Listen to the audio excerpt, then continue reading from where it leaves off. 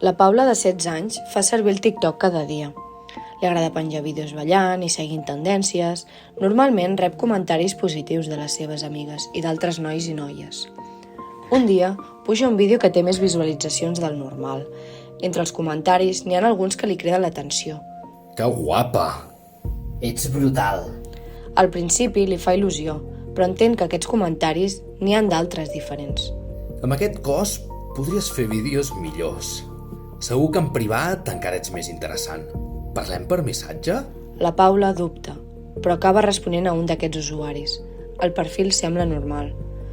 Comencen a parlar per privat.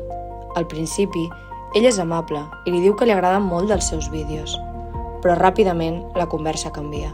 Tens més vídeos així? M'agradaria veure'n un només per mi. La Paula se sent una mica incòmoda, però també vol agradar. No sap ben bé com tallar la conversa. Al cap d'uns dies, després d'insistir molt, ella acaba enviant-li un vídeo més íntim.